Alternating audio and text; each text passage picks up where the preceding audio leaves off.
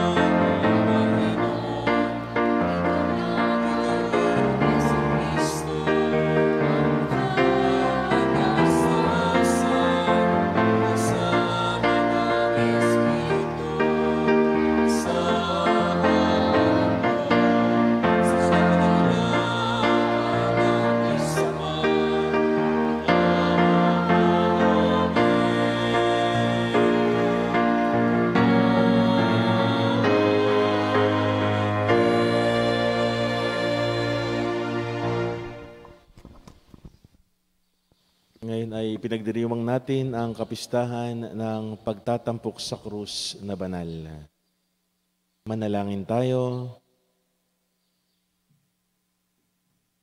Ama naming makapangyarihan, nilob mong akuin ng iyong anak ang krus at kamatayan upang ang sangkatauhay matubos at mabuhay. Ang pag-ako namin sa krus at kamatayan dito sa lupa ayon sa diwa ng pagsunod sa iyong loob na ginaganap ng iyong anak ay mapangindapat nawang aming kamtin ang lubos na katubusan at pagkabuhay sa iyong piling. Sa pamamagitan ng Jesucristo, kasama ng Espiritu Santo, magpa sa walang hanggan. Amen.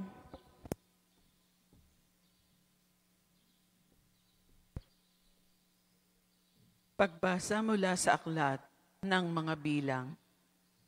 Noong mga araw na iyon, nainip ang mga tao sa pasikot-sikot na paglalakbay.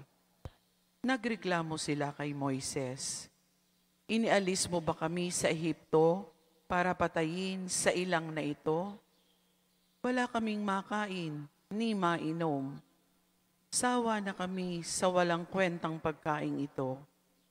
Dahil dito, sila'y pinadalhan ng Panginoon ng makamandag na ahas, at sino mang matukan nito ay namamatay. Kaya lumapit sila kay Moises. Sinabi nila, nagkasala kami sa Panginoon at sa iyo. Idalangin mo sa kanyang paalisin ang mga ahas na ito. Dumalangin nga si Moises, at ganito ang sagot sa kanya ng Panginoon. Gumawa ka ng isang ahas na tanso. Ilagay mo iyon sa dulo ng isang tikin, at sino mang natuklaw ng ahas na tumingin doon ay hindi mamamatay. Gayon nga ang ginawa ni Moises. Mula noon, lahat ng matuklaw ng ahas, ngunit tumingin sa ahas na tanso, ay hindi namamatay. Ang salita ng Diyos. Salamat sa Diyos. Salmong tugunan, hindi nila malilimot ang dakilang gawa ng Diyos. Hindi nila malilimot ang dakilang gawa ng Diyos. Kaya ngayon ay makinig sa turo ko, mga anak. Inyong dinggit o linigin, salita kong binibigkas. Itong aking sasabihin ay bagay na talinhaga. Nangyari pa noong una, kaya ito'y mahiwaga. Hindi nila malilimot ang dakilang gawa ng Diyos. Datapwat noong sila'y lilipulin na ng Diyos, nagsisi ang karamihat, sa kanya'y nagbalik loob. Noon nila nagunitang, ang sanggalang nila'y ang Diyos, ang katastaasang Diyos ay kanilang manunubos. Hindi nila malilimot ang dakilang gawa ng Diyos. Kaya't siya ay pinuri ng papuring hindi tapat. Pagkat siya'y pakunwarit, balat kayong matatawag. Sa kanilang mga puso, naghahari kataksilan. Hindi sila nagtatapat sa ginawa niyang tipan. Hindi nila malilimot ang dakilang gawa ng Diyos. Gayunpaman, palibhasay, Diyos siyang mahabagin. Ang masamang gawa nila'y pinatawad niyang tambing. Dahilan sa pag-ibig niya, hindi sila wawasakin. Kung siya may nagagalit, ito'y kanyang pinipigil. Hindi nila malilimot ang dakilang gawa ng Diyos.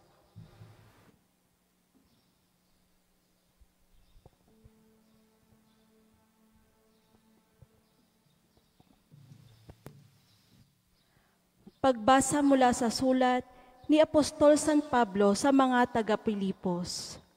Si Kristo Jesus, bagamat siya'y Diyos, ay hindi nagpilit na manatiling kapantay ng Diyos. Bagkus, hinubad niya ang lahat ng katangian ng pagka-Diyos, nagkatawang tao at namuhay na isang alipin.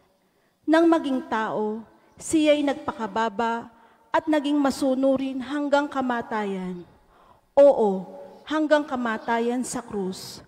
Kaya naman, siya'y itinampok ng Diyos at binigyan ng pangalang higit sa lahat ng pangalan. Ano pat ang lahat ng nilalang na nasa langit, nasa lupa, nasa ilalim ng lupa, ay maninikluhod at sasamba sa Kanya, at ipahahayag ng lahat na si Jesucristo ang Panginoon sa ikararangal ng Diyos Ama. Ang salita ng Diyos. Salamat sa Diyos.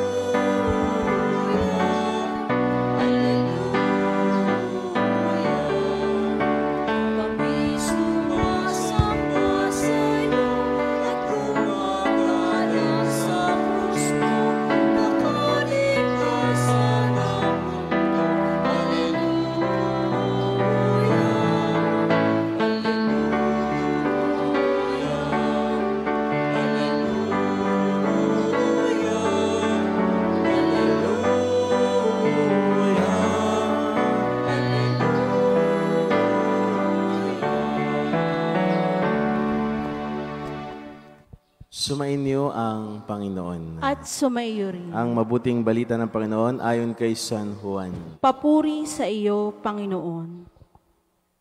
Noong panahong iyon, sinabi ni Jesus kay Nicodemo, walang umakay sa langit kundi ang bumaba mula sa langit, ang anak ng tao. At kung paanong itaas ni Moises ang ahas doon sa ilang, gayon din naman kailangang itaas ang anak ng tao upang ang sinumang sumampalataya sa Kanya ay magkakaroon ng buhay na walang hanggan.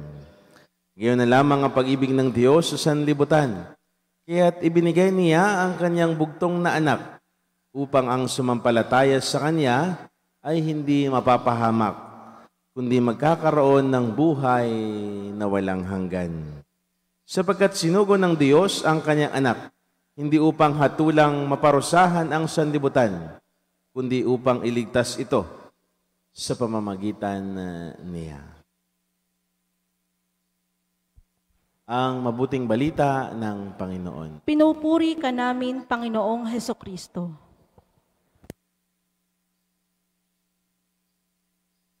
Isang mapagpalang umaga po sa inyong lahat.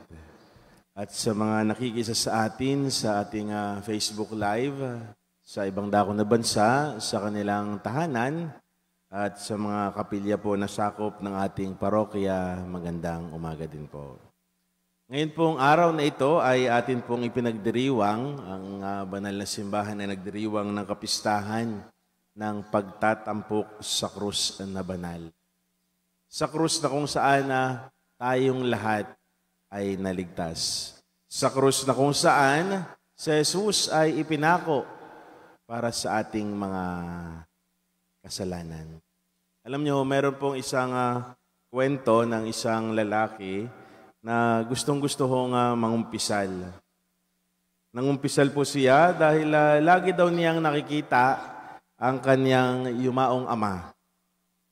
Tinanong siya ng pari, ano naman ang mali o ikukumpisal mo kung nakikita mo ang iyong ama? Sabi niya, muntik na daw niyang mapatay ang kanyang ama. Nag-iisa lang siya noon na nagtataguyod sa kanilang pamilya dahil bedridden daw ang kanyang tatay. Lahat nakaatang sa kanya kahit ang mga kapatid niya siya din ang inaasahan. Sa sobrang bigat ng responsibilidad na nakapatong sa kanya, inisip niyang bawasan. Kumuha siya ng isang unan at sinaglob sa mukha ng kanyang ama hanggang sa mahirapang huminga. Hindi nga lang niya natuloy o natapos dahil biglang may pumasok at kumatok sa kanilang tahanan. Pagkatapos ng pangyayaring iyon, agad siyang umalis sa kanilang bahay at taon ang binilang bago pa siya bumalik. Namatay ang kanyang tatay nang wala siya. Hindi man lang siya nakahingi ng tawad sa kanyang tatay, kaya lagi niyang nakikita o nagpapakita ito. Mga kapatid, ano po ang sinabi ng pari sa kanya? Napakahalaga na ang isang tao ay marunong magtiis, marunong magtiyaga at humarap sa hamon ng buhay. Ngayon, ang araw na ito ay pinagdiriwang natin ang dakilang kapistahan na pagtatampok sa krus. Marami tayong krus sa buhay. Marami tayong hinaharap sa buhay. Marami tayong pinapasan sa buhay. Paano ba natin hinaharap? Paano ba natin niyayakap? Paano ba natin pinapasan ang mga krus natin din sa buhay? Dalawang bagay ang aral para sa atin. Una, ang krus ay paalala na dapat marunong tayong magtiis sa hirap na dapat nating iatang sa ating balikat. Marunong tayong magtiis. Sa kwentong narinig natin, it tells us that not all shortcuts will provide us an easy way. Hindi lahat ng shortcut ay pwede nating sabihin na magpapabilis o magpapagaan sa atin. Yung isang taong nangumpisal sa pari sapagkat muntik niya nang mamatay ang kanyang tatay, hindi yun nagpadali sa kanyang buhay. Pagkos nagbigay pa ng mas lalong bigat sa kanyang buhay. That sometimes shortcuts cause more trouble in our life. May mga pagkakataon na mas delikado pang tumaan o daanan ang mga shortcuts na ito. Pagkos ang kailangan natin gawin ay harapin ang mga bagay o mga pagsubok sa ating buhay. Huwag lamang nating tayo ay humawak, kundi yakapin. Yakapin ang krus sa buhay. Katulad ng pagyakap ni Jesus sa krus ng ating mga kasalanan. Hindi siya bumitaw. Hindi niya sinabing, pwede bang dito tayo dumaan, mas madali. Hindi niya sinabing, meron bang mas magaan na krus dito na aking papasinin? Hindi sinabi ni Jesus, pagkos pinasan niya ang napakabigat na krus. Ang napakabigat na krus na yon ay ang ating mga kasalanan. Hindi siya dumaan sa shortcuts sapagkat ang tunay na kaligtasan ay ang harapin ang kung anuman ang hamon sa buhay. Pangalawa, ang pagbubuhat ng mabigat na bagay o krus ay laging tulungan. Shared. Dito sa atin, lagi kong napapansin o nakikita na kapag may mga gawain, laging tumutulong ang bawat isa. Gagaan sapagkat nagtutulungan. Ang pagbubuhat ni Jesus ng krus ay tulong na ipinakita niya sa sangkatauhan. Tulong para sa atin. Tulong upang gumaan ang kung ano man ang ating pinapasan. Kahit kung may mga krus tayo sa buhay, ilapit natin sa Kanya. Handa siyang tumulong sa atin. Handa siyang mag-alay ulit ng Kanyang buhay para tayo ay maligtas. Hindi dapat tayo ang magpapasan ng krus sa ating kapwa. Bagkus tayo dapat ang nahihirapan nito. Tayo dapat ang mas tumutulong sa ating kapwa. Nagkukusa na tulungan o ilapit ang bawat isa kay Jesus. Hindi natin obligasyon ang pagbubuhat ng krus ng iba. Pero ipinakita ni Jesus na ang bawat isa sa atin ngayon ay may katungkulan. Ay may katungkulan na liwanagan ang bawat isa. May katungkulan na pagaanin ang krus ng bawat isa. Sapagkat si Jesus mismo, hindi niya rin obligasyon, pero binuhat niya upang ipakita sa sangkatauhan na siya ang naging daan upang tayo ay maligtas. Mga kapatid, let us help each other. Let us assist one another in carrying our crosses. Sapagkat kapag marunong tayong tumulong, kapag nakikita natin sila'y nahihirapan at naroon na tayo sa kanilang tabi, napapalakas din natin ang bawat isa. Nabibigyan natin sila ng kalakasan upang harapin din ang krus sa buhay. Harinawa, katulad ni Jesus, na naging daan upang tayo maligtas, tayo rin ay maging daan upang ang bawat isa ay maligtas. Hindi tayo pabigat o dagdag sa kanilang krus sa buhay, pagkus pagaan sa krus na kanilang dinadalawa. At naway alalahan natin na kasama natin ang Panginoon at kumapit sa Kanya habang tayo'y dumadaan sa napakaraming pagsubok, sa napakaraming problema sa buhay, upang sa pagkapit nating ito, ating lubusang maramdaman na unti-unti, kahit lugmok na tayo, nariyan ang Diyos, handang pagaanin ang krus natin sa buhay. Muli, isang magandang umaga sa inyong lahat.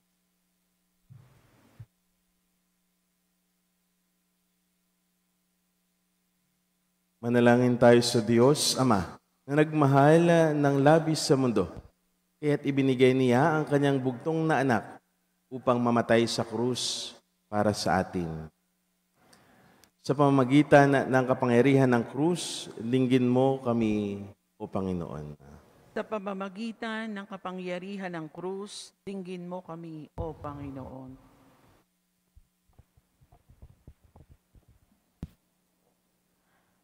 Ang simbahan sa lupa naway magpatuloy sa paglaban patungo sa tungkumpay sa ilalim ng bandila ng krus. Manalangin tayo sa Panginoon. Sa pamamagitan ng kapangyarihan ng krus, dinggin mo kami, O Panginoon. Ang mga mamamayan ng ibang bansa at kultura naway makatagpo ng kalayaan at kapayapaan sa pamamagitan ni Jesucristong itinaas ng Diyos.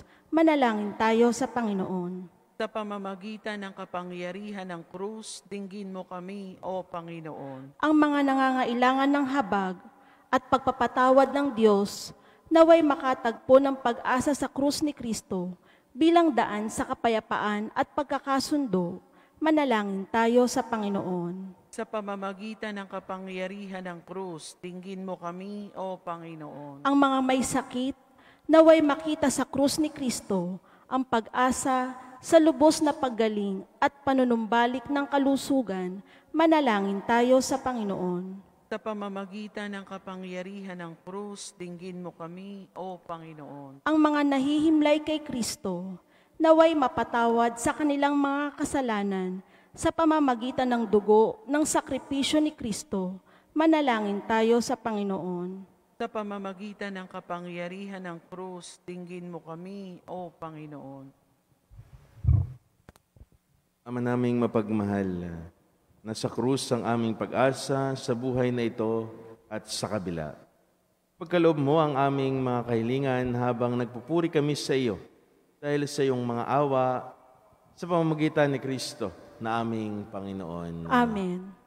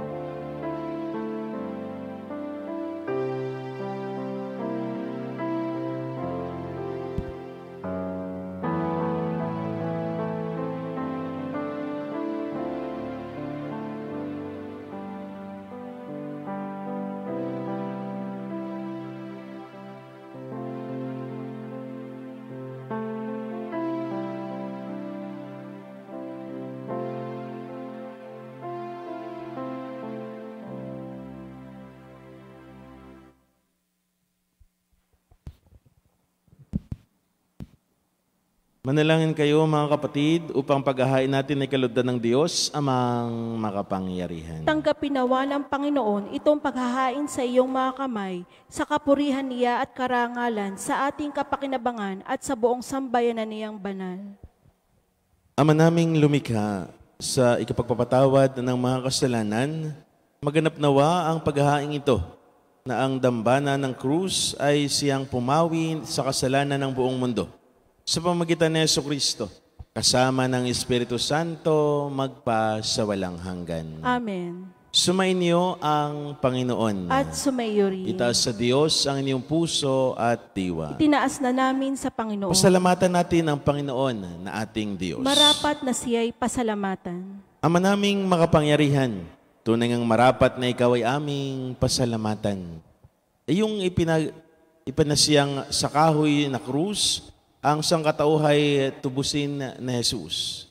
Sa punong kahoy na nakapuwang sa kamatayan, sa kahoy na krus itinanghal ang pagkabuhay. Sa punong kahoy na naig ang sumuway sa iyo. Sa kahoy na krus siya'y nadaig ng masunuring anak mo. Kaya kaysa ng mga anghel na nagsisiawit ng papuri sa iyo, nang walang humpay sa kalangitan, kami nagbubunyi sa iyong kadakilaan. Santo, Santo, Santo Panginoong Diyos ng mga hukbo, napupuno ang langit at lupa ng kadakilaan mo.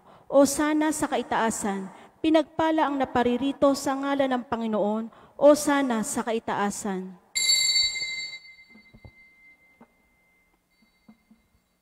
Ama naming banal, ikaw ang bukal ng tanang kabanalan. Kaya't sa pamamagitan ng iyong Espiritu, gawin mong banal ang mga kaloob na ito upang para sa amin maging katawan at dugo ng aming Panginoong Jesucristo. Bago niya pinagtiis ang kusang loob na maging handog, hinawakan niya ang tinapay, pinasalamatan kaniya. Pinaghati-hati niya iyon, iniabot sa kanyang maalagad at sinabi, tanggapin ninyong lahat ito at kanin. Ito ang aking katawan na ihahandog para sa inyo.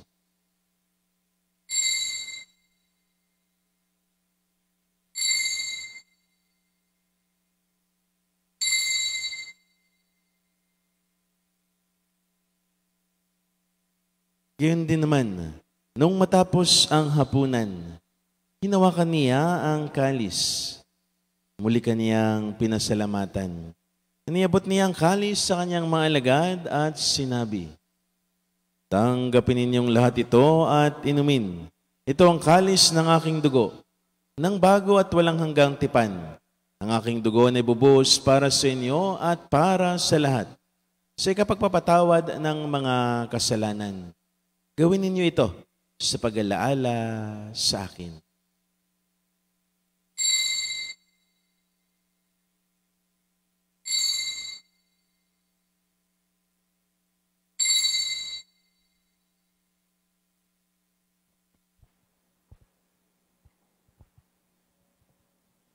Ipagbunyi natin ang misteryo ng pananampalataya. Si Kristo'y namatay, si Kristo'y nabuhay, si Kristo'y babalik sa wakas ng panahon. Ama, ginagawa namin ngayon ang pag-alaala sa pagkamatay at muling pagkabuhay ng iyong anak. Kaya't inialay namin sa iyo ang tinapay na nagbibigay buhay at ang kalis na nagkakaloob ng kaligtasan. Kami nagpapasalamat dahil kami iyong minarapat na tumayo sa harap mo para maglingkod sa iyo. Isinasamo namin kami magsalo-salo sa katawan at dugo ni Kristo ay mabuklod sa pagkakaisa sa pamamagitan ng Espiritu Santo. Ama, lingapin mo ang iyong simbahang laganap sa buong daigdig. Puspusin mo kami sa pag-ibig kay San Francisco na aming Papa, ni Gilbert na aming Arsobispo at ng Tanang Kaparian. Alalahan mo rin ang mga kapatid naming nahimlay nang may pag-asang sila'y muling mabubuhay. Gayon din ang lahat ng mga pumanaw.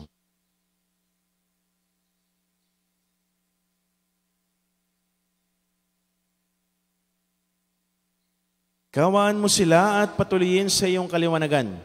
Kawaan mo at pangindapatin kaming lahat na makasalo sa iyong buhay na walang wakas.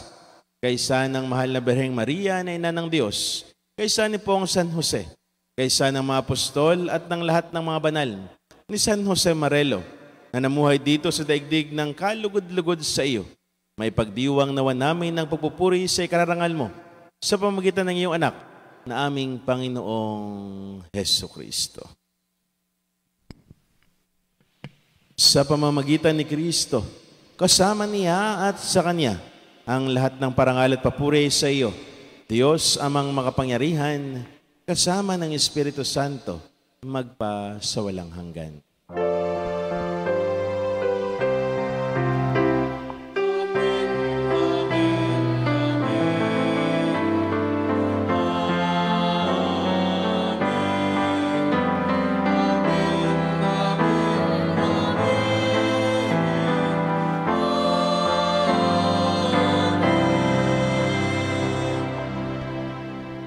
Sa tagubilin ng mga nakagaling na utos at turo ni Jesus na Panginoon natin at Diyos, ipahayag natin ng lakas sa loob.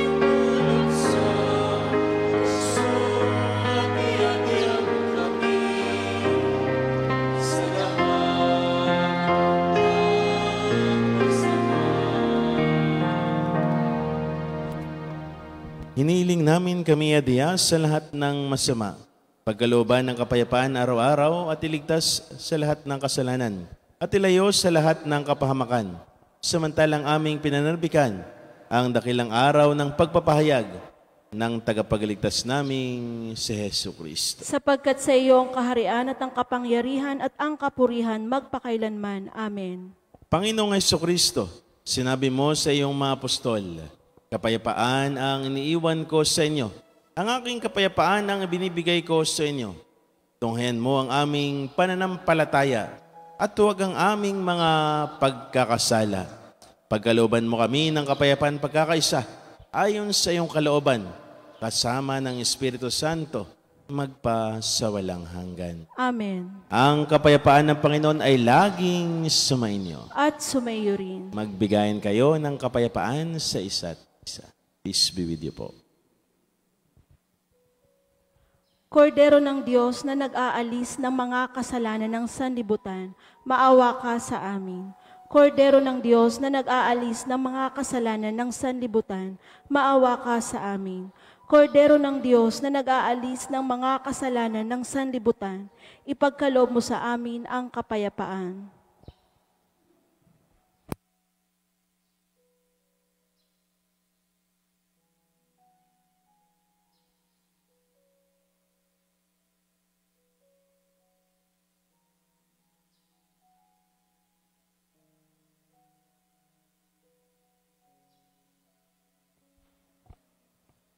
Mga kapatid, ito ang kordero ng Diyos.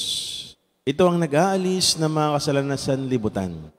Mapapalad ang mga inaniyahan sa kanyang piging.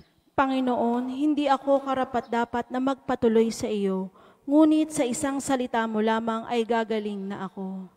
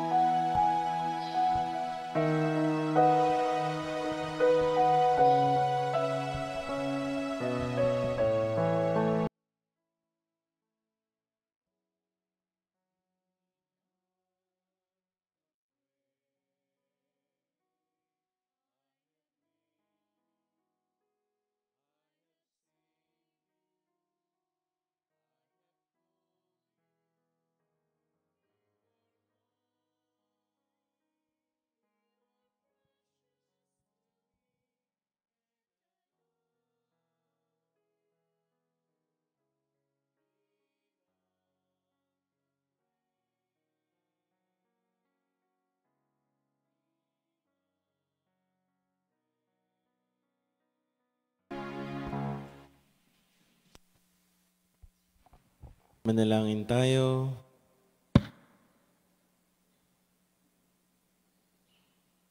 Panginoong Hesukristo, kaming nagsalo-salo sa banal na pagkikinabang ay nakikiusap sa iyo na ang mga nasagip ng kahoy na krus na nagbibigay buhay ay iyong ihatid sa pagkabuhay sa kaluwalhatian, sapagkat ikaw ang Panginoon magpasawalang hanggan.